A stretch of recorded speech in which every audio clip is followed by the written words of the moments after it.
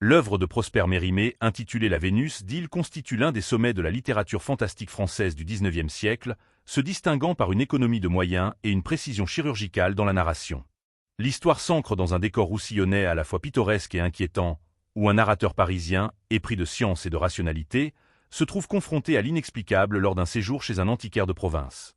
Cette rencontre entre le siècle des Lumières et des vestiges antiques chargés d'une aura maléfique prépare le terrain à une tragédie où la frontière entre l'inerte et le vivant s'efface progressivement. La statue de bronze, exhumée des entrailles de la terre avec une violence qui blesse un ouvrier dès son apparition, n'est pas une simple représentation de la beauté classique, mais une idole cruelle dont le regard semble dédaigner les mortels qui l'entourent.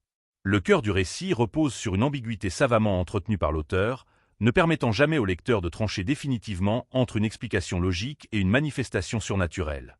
Monsieur de Peyrehorade, aveuglé par son enthousiasme d'érudit, ne perçoit dans les inscriptions latines gravées sur le bronze que des fioritures archéologiques à interpréter avec galanterie.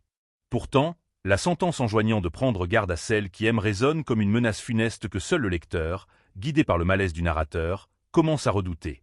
L'épisode du jeu de paume, durant lequel le jeune Alphonse de Peyrehorade place par inadvertance l'anneau nuptial au doigt de la statue pour s'en libérer lors d'un effort physique, c'est l'impact mystique que la raison refuse d'admettre.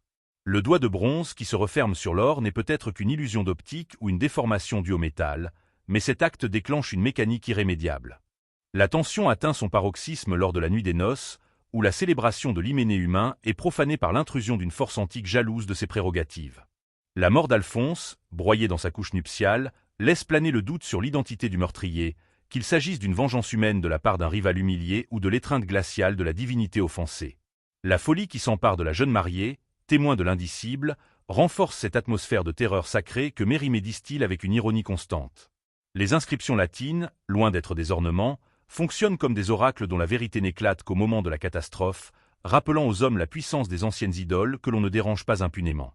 En fin de compte, la transformation de la statue en cloche d'église ne suffit pas à apaiser la malédiction, car la nature elle-même semble gelée sous son influence persistante, prouvant que le sacré, une fois réveillé, ne se laisse jamais totalement dompter par la modernité.